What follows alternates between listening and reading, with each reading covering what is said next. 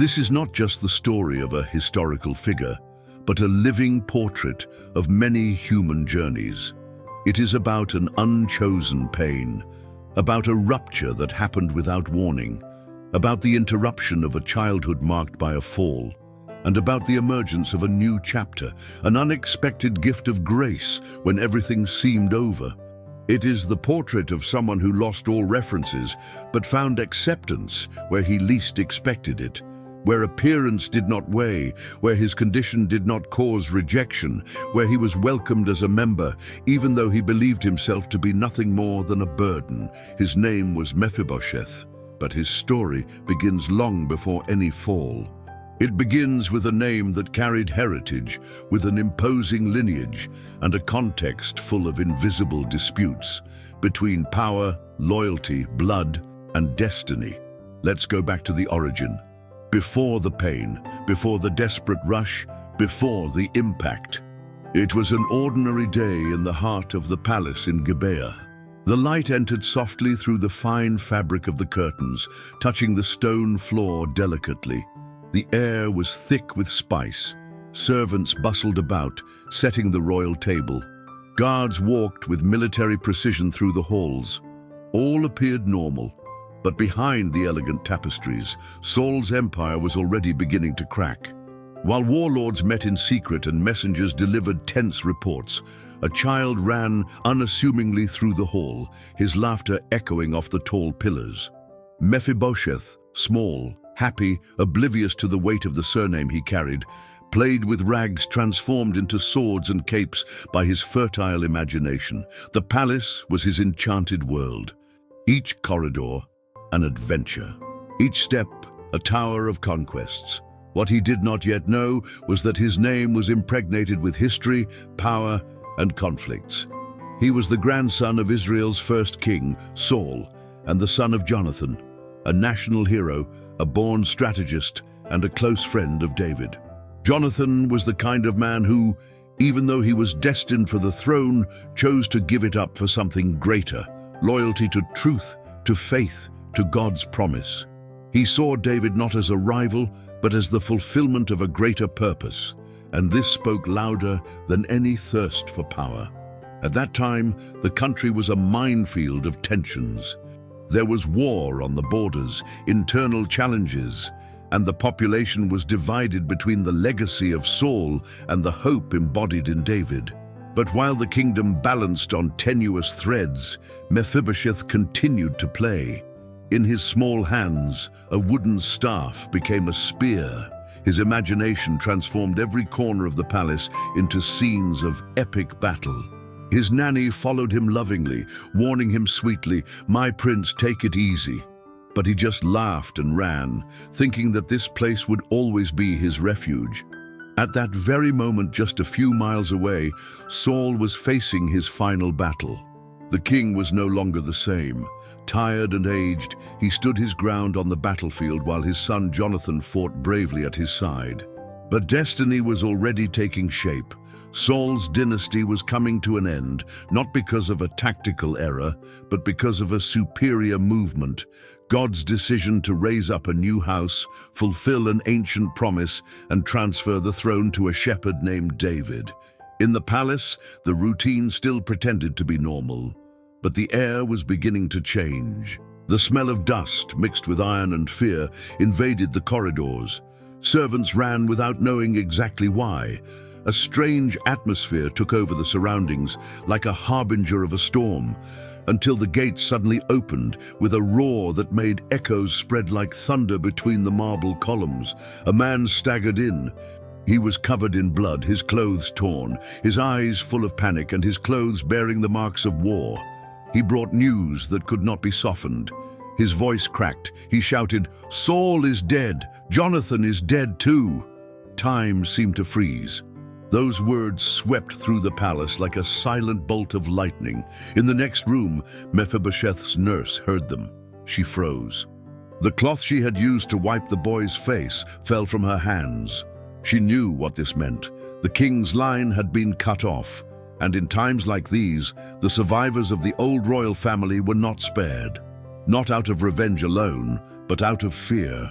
fear that potential heirs would try to reclaim the throne. She looked at Mephibosheth, who was still smiling, still innocent, still oblivious to reality. Her heart raced. There was no time for explanations or goodbyes, only to run. She took him in her arms, as if carrying an entire world. Hurried footsteps cut through the palace in the midst of chaos. The corridors, which had once been the stage for a boy's games, were now a route of escape. Screams echoed, doors slammed, objects fell. There was an air of urgency, but what dominated was fear, that visceral fear that paralyzes and accelerates at the same time. Mephibosheth clung to the caretaker's neck, not understanding why she was in such a hurry. He tried to ask, but his words were lost in her panting breaths. All he knew was that something was wrong, very wrong. The woman was trembling. Her gaze moved, as if she expected an enemy to appear at any moment. And then, in the middle of that desperate escape, she stumbled. The fall was inevitable, as if fate itself had pushed it. Her body sagged under the weight of the child and the tension of the moment. Mephibosheth was thrown to the ground, and the impact was cruel. The hard stones of the courtyard were unforgiving. A dry sound spread out, followed by a scream. The pain was immediate, deep, and something inside him snapped, in his bones and in his soul. She ran to him, desperately picking him up, but his feet were no longer responding. The child, who had run free through the palace corridors, would never run again. At that moment, the physical trauma was only the beginning. Something even more devastating was happening. An identity was being undone. It wasn't just a broken leg. It was the rupture with a future that had been promised to him. The end of a narrative that had been constructed since birth. She hugged him, trying to protect him, trying to hold back her tears. But not all the care in the world can prevent certain pains from visiting us. In that courtyard, between cold stones and the distant sound of confusion in the palace, a new reality began to be written.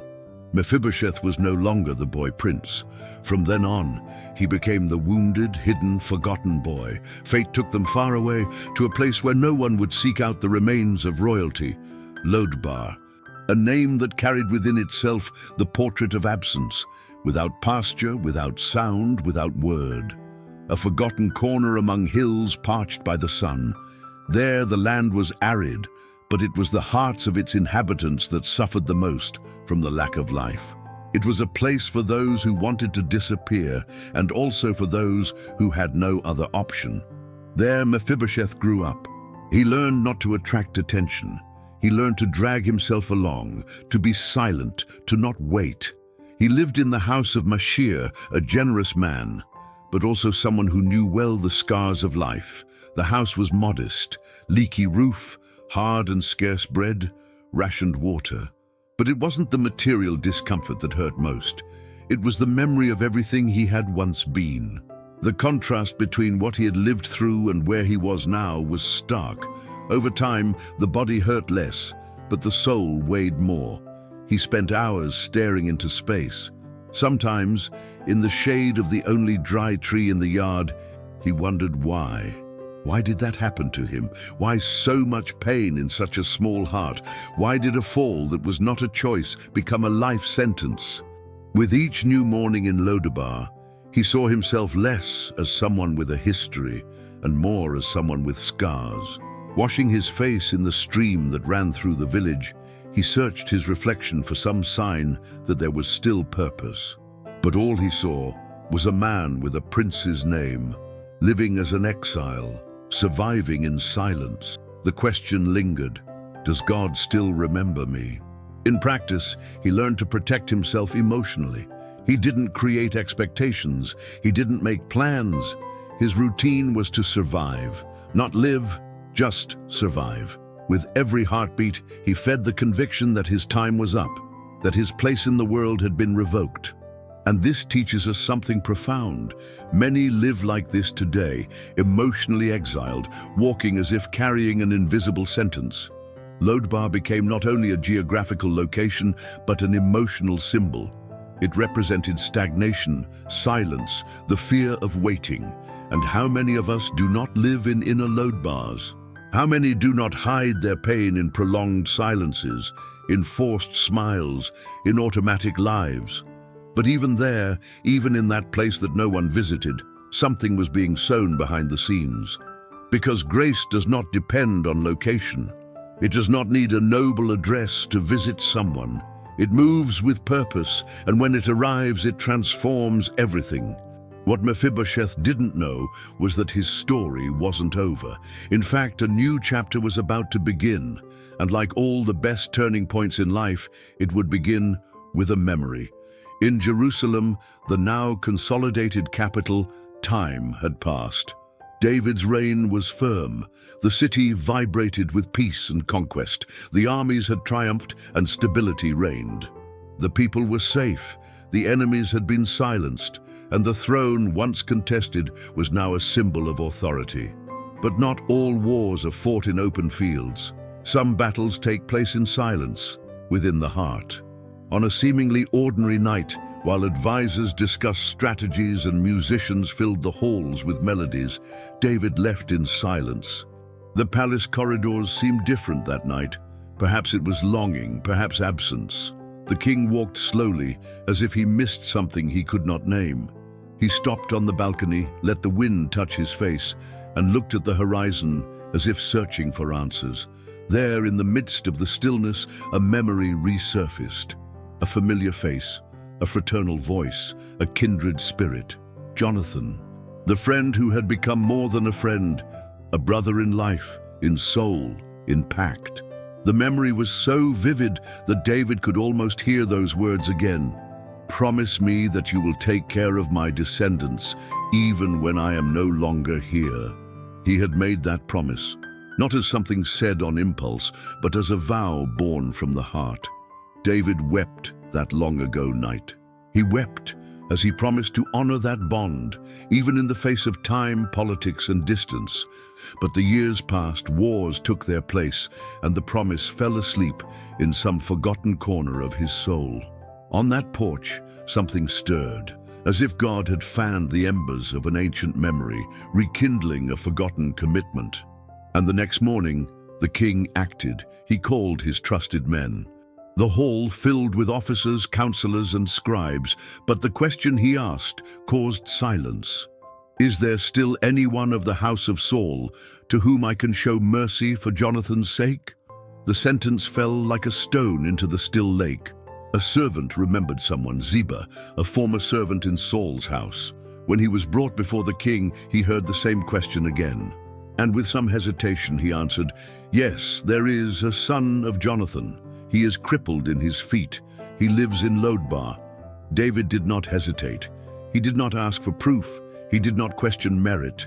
He did not seek antecedents. He simply said, "Bring him before me." His physical condition did not matter. His location did not matter, nor did the time that had passed. What mattered was the covenant, and with that simple command, the invisible returned to the center of history. Meanwhile, in Lodebar, everyday life remained gray. The dust from the road still covered the doors, the faces still held no hope. Until that day, something changed. A procession was approaching. It was unlikely, almost unthinkable. The dust kicked up by horses and soldiers frightened the residents. Official flags, royal uniforms. None of these were commonplace here. Someone important had sent emissaries to the forgotten place. The procession stopped in front of Mashir's house. A firm knock sounded on the door. The sound echoed like an omen. Inside, Mephibosheth shuddered. That noise was no ordinary noise. It was familiar. It reminded him of the past. It reminded him of fear. It reminded him of escape. It reminded him that, even after years, perhaps time had not buried his story. He looked at his caretaker, now aged, but with the same distressed eyes as before. Panic returned. They came for me. That was the only possible conclusion in his mind. This is it. After all, they found me. The end has come. He wanted to run away, but he couldn't. His feet wouldn't obey him, nor his heart, and how can you run away from a destiny that seems to have already been written? The door opened. The soldiers did not enter as enemies. They did not brandish weapons nor shout orders. One of them stepped forward and spoke reverently. "Mephibosheth, son of Jonathan, King David is calling for you." The shock was so great that he could barely process it. David, his father's friend, the man who now ruled Israel, the name that had become myth and throne. Why him? Why now? Was it a trap, a settling of accounts? Or was it something else? Even without answers, Mephibosheth did not resist. He was placed on an animal surrounded by guards and taken back to the place where it all began. But he was no longer the boy from the hallways. He was a marked man. He carried the insecurity of someone who had been forgotten for years. And with each step of the horses, he felt as if he were going to a courtroom where the past would be read aloud and its worth would be judged. The road to Jerusalem seemed endless. Every meter he walked was a deeper dive into a sea of uncertainty. Mephibosheth kept his eyes downcast, as if he feared finding in the faces of the guards some clue to his fate. There was no dialogue, only the sound of hooves against the ground and the irregular beating of his heart. He was being taken to the presence of a king, but he felt like a defendant going to his final judgment. In the distance, he saw the outlines of the city, the imposing walls, the tall gates, the silhouette of a land that was once theirs. Memories churned within him like waves against rocks, the palace, the golden columns, the laughter of childhood, but also the fall, the blood, the fear. Arriving there was like crossing a portal between the past and the present, and he didn't know which one scared him more. As they entered the city, the commotion grew. Trumpets sounded in the distance, soldiers lined up, servants moved quickly. But all of this seemed distant to Mephibosheth. His mind was elsewhere. Ancient voices whispered within him, "You don't belong here. You're just a cripple. You're a disgrace." These words carried the weight of years of pain and silence. Guided by two guards, he was led into the great royal hall, the very place that had perhaps once been destined for him. Stained glass windows cast light onto the marble floor. Majestic tapestries told stories of battles and conquests. Everything around him exuded grandeur, but he felt tiny, an intruder, a mistake. And then, there in front of him, stood David, the king, the man who had once called his father brother. Mephibosheth trembled. His weak legs would not support him. His soul weighed more than his bones. He fell face down on the ground. He could not bring himself to look up. And in a low voice, filled with shame, he murmured, "Who is your servant, that the king should look upon a dead dog like me?" The silence that followed was dense, almost palpable. But instead of judgment, there was something unexpected. David stood up. His footsteps echoed softly through the hall. He approached without haste, without imposition, without distance. And when he looked at that fallen man, he saw no misery, no deformity. He saw a promise. He saw an alliance. He saw the son of Jonathan, the friend of the soul, the living story of a pact that time could not erase. "Mephibosheth," he said, his voice firm and warm. It was like a light piercing years of darkness, saying his name not as a sentence but as a ransom. As if to say, "I know who you are." David continued, "Do not be afraid. I will restore to you all the land that belonged to Saul your grandfather, and you will eat at my table all the days of your life." The words were like thunderbolts of mercy. They tore down the walls that Mephibosheth had built around his own heart. He didn't understand. "What do you mean? Me? Me broken, forgotten, disfigured by pain?" He expected punishment and got a place. He expected exclusion and got honor. He expected an end and got a new beginning. David then ordered that Mephibosheth not be treated as a guest, not as a servant, but as a son. There would always be a seat reserved for him at the royal table, not on the sidelines, not in a corner, but among the princes, among the children. And there, sitting at the table, was something deeper than food or titles. The table hid his feet. There, no one saw his limitation. There, he was not remembered for his fall. In the king's presence, his pain was not erased but covered. It was transformed. The table did not make him forget the past, but it gave his past new meaning. He was no longer defined by what he had lost. He was now remembered for what grace had chosen to restore. How many people today live like Mephibosheth before he was called? How many people drag themselves along inside, even though their bodies are standing upright? How many feel they have lost their voice, their place, their value? Sometimes our falls are not physical, but emotional. Sometimes we stumble over frustrated expectations, rejections, unanswered silences. And each of these falls can generate within us an inner load bar, a place where nothing flourishes. But the message that echoes in this story is clear. Grace comes to you where you are, even if no one else is looking for you, even if the world has moved on without you, even if your pain has become routine. God does not forget promises. He does not need you to be whole to call you back to the table. He just needs you to answer the call. Mephibosheth's presence at the king's table was not just a symbolic act of kindness, it was a break with an entire social logic.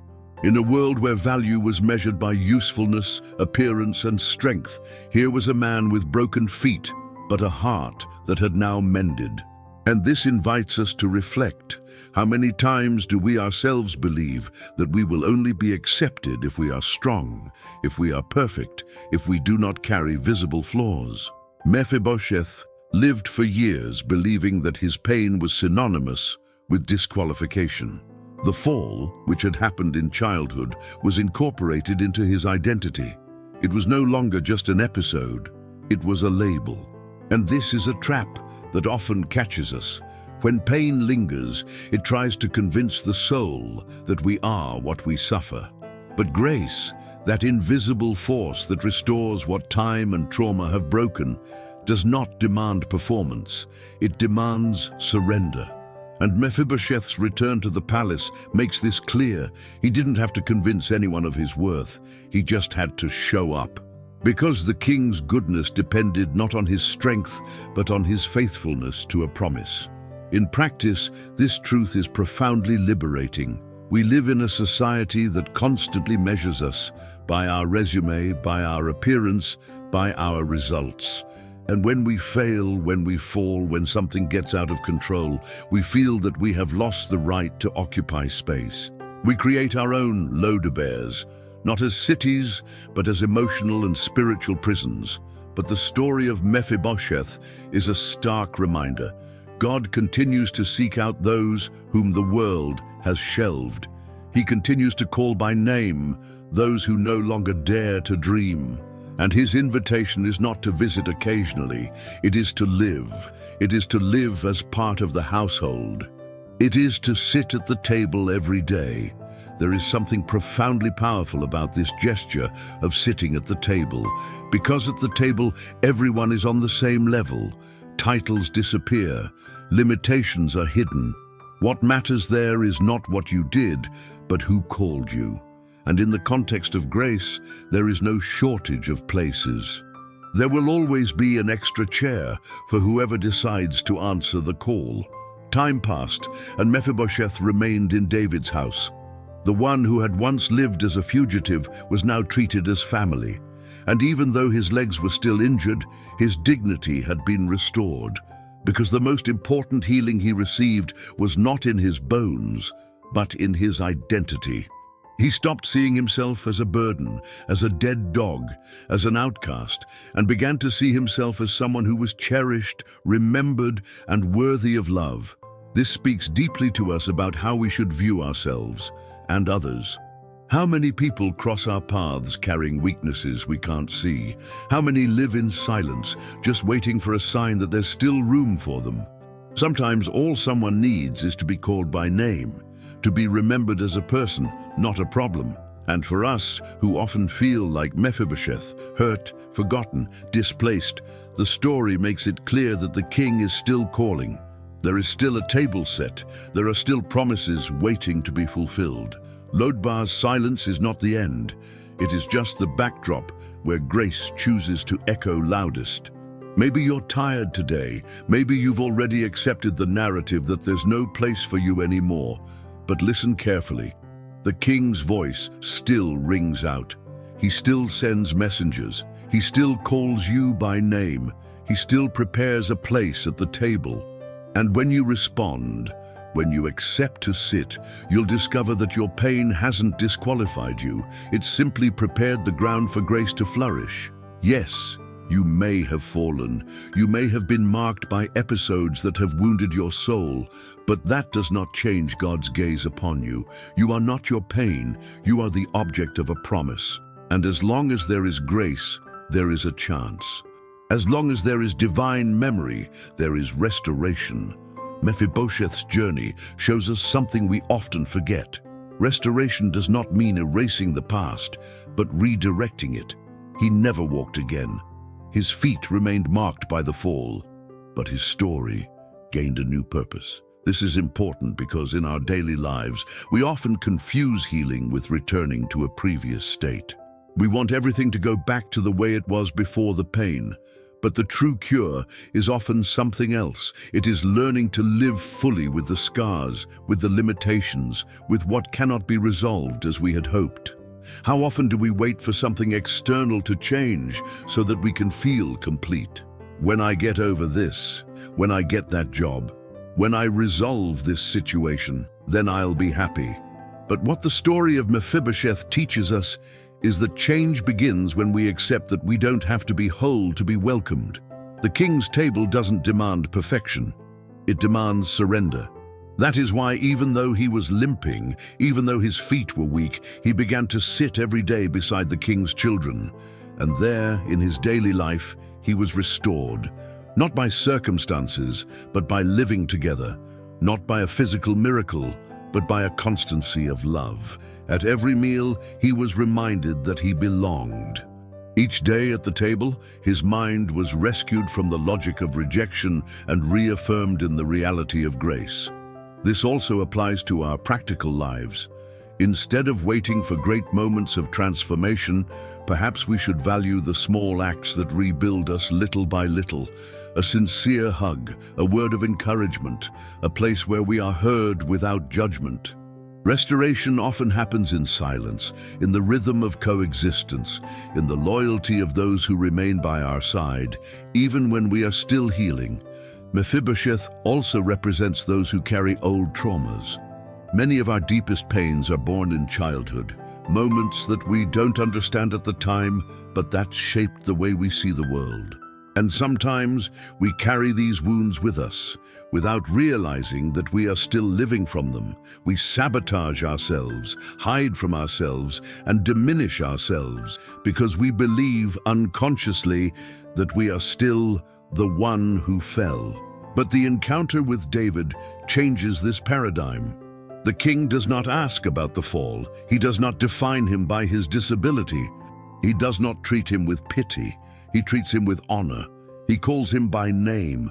He recognizes him as someone worthy. This is the power of grace. It does not ignore pain, but it does not bow down to it either. It looks beyond the scars and sees what can still flourish.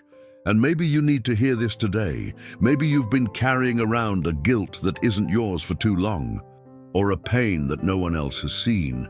Maybe you've convinced yourself that your limitations, physical, emotional, spiritual, disqualify you from something greater. But grace says something else. It says, there's still a place at the table. There's still a future for those who feel forgotten. There's still honor for those who have known only shame. The story of Mephibosheth pushes us out of narratives of defeat. It reminds us that the end is not determined by the fall, but by the answer to the call. What defines our destiny is not the ground we fall on, but the table to which we have been invited. And accepting that invitation, despite the fear, despite the doubt, despite the scars, that is faith. That is living hope. David not only welcomed Mephibosheth, but he made him part of the cycle of promise. His restoration was not just for himself, It became a testimony, a sign. It showed that in that kingdom, the past was not the final sentence. It showed that for that king, alliances were more important than appearances. It showed that in the midst of politics and power, there was still room for compassion. And that's what the world needs to see today. People who become living testimonies that grace is real. People who, even though they've been broken, walk with dignity because they've been restored. People who don't deny their wounds, but aren't defined by them either. People who sit at the table, not because they deserve it, but because they've been remembered. Ultimately, the story of Mephibosheth is not about a distant character, lost in the ancient pages of a sacred book. It is about all of us. About every person who, at some point in their life, has found themselves broken by something they did not choose, who felt left behind, forgotten in some emotional or spiritual corner, believing that their fall was irreversible. The truth is that many of us carry this kind of story inside, and we silence ourselves, and we isolate ourselves. And over time, we begin to believe that this silence is our destiny. But the King's table remains an invitation, a living reminder that no one is too far gone, too hurt, too flawed to be remembered. Sometimes the greatest miracle isn't getting up and walking again. It's knowing that someone still believes in you, even when you've given up. It's knowing that there's a place that doesn't require you to disguise yourself, where you can sit with your fears, your traumas, your imperfections, and still be treated like a son. And this is where the story touches our practical lives deeply. How many times, in the midst of the hustle and bustle of everyday life, do we come across people who live in their own load bears? People who smile on the outside, but are exiled on the inside. People who live with us at home, at work, in the neighborhood, and who are perhaps just waiting for someone to knock on their door with words of life, not with judgment. It is possible that, even without realizing it, you are being used as an instrument of grace in someone's life. A gesture of kindness, a look of compassion, a moment of listening. These can be the trumpets that announce the arrival of hope for those who thought they had been erased from history. The King's table can be spread out by our hands today. And if you are one of those who identifies with Mephibosheth, who fell, who was wounded, who feels like a dead dog as he defined himself, know that there is still time, that the journey is not over, that the King still calls, that there is still a route between Lodbar and Jerusalem waiting to be traveled. And yes, it can be painful to revisit places of pain, confront old ghosts, come out of emotional hiding, but it's worth it. Because on the other side, there is a table where your story gets a new name. One of the most beautiful things about this story is that Mephibosheth didn't have to beg for mercy. He didn't have to negotiate his stay. He didn't have to convince anyone that he was worth it. He just had to be there. And perhaps this is one of the greatest lessons. Sometimes all we need to do is stop running away. Let grace reach us. Say, even when we're afraid, "Here I am." And when that happens, something powerful is unlocked. Because grace doesn't just welcome us, it repositions us, it redefines our worth, it redeems our name. And what's more, it gives us new responsibilities. Mephibosheth, once restored, lived among the king's sons. He went from surviving in hiding to influencing his surroundings with his own story. He became a living reminder that no one is beyond the reach of mercy. You may be at a point in your life where you feel far from your purpose. You may have looked at yourself and thought, "Is this all I have left of me?" But remember, the king who called Mephibosheth still reigns, and his voice still travels through deserts, breaks through emotional walls, and finds hearts willing to return. You don't have to have all the answers. You don't have to be strong. You don't have to be whole. You just have to say yes to the invitation. And when you do, you'll realize that it wasn't chance that kept you alive this far. It was grace. She was making a plan, even when everything seemed to stand still. She was keeping your name in the king's heart, waiting for the right time to bring you back to the table. The beauty of Mephibosheth's restoration is not just in the act of sitting at the table, but in what it represents.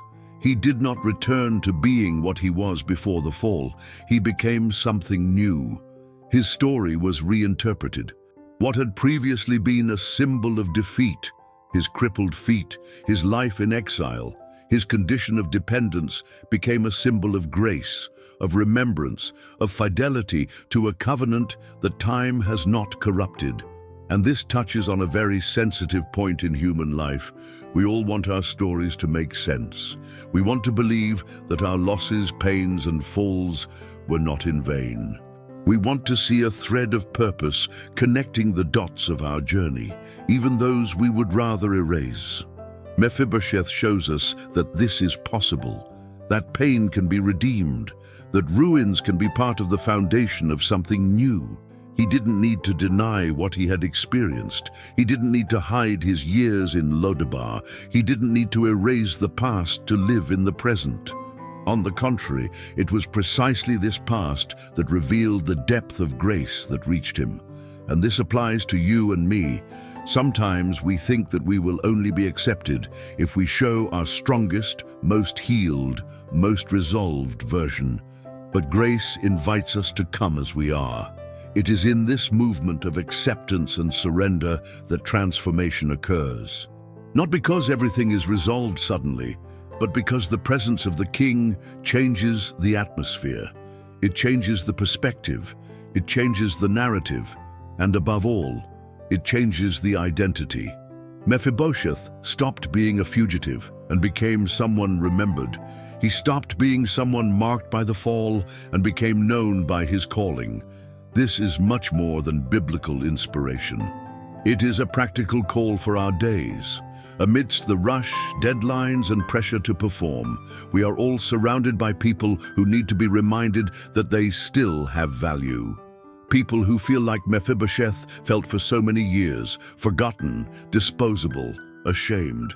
People who need a seat at the table more than ready-made advice. People who need to be heard before being corrected. Welcomed before being shaped, and perhaps today you are the channel of that restoration, or perhaps you are the recipient of it. Wherever you are in this moment, the truth remains. The King still calls, and when he calls, it is impossible to leave the same, because grace doesn't just invite, it transforms.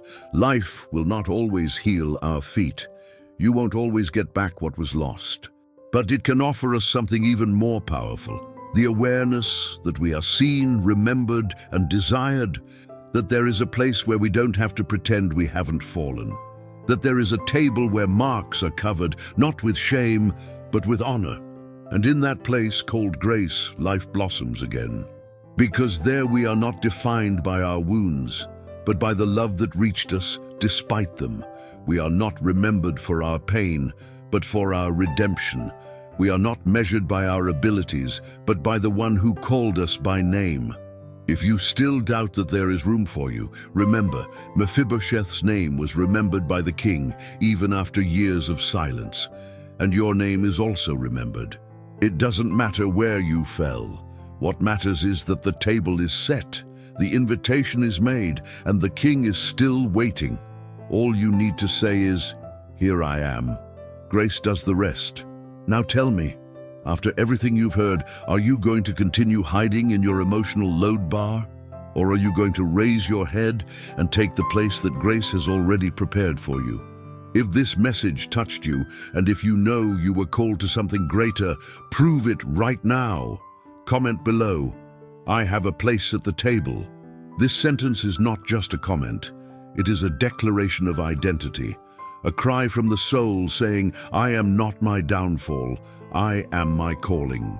And as a form of recognition, we at the channel will leave a special like on your comment, because whoever writes this takes a stand. And only the brave do that. Oh, and don't forget to subscribe to the channel.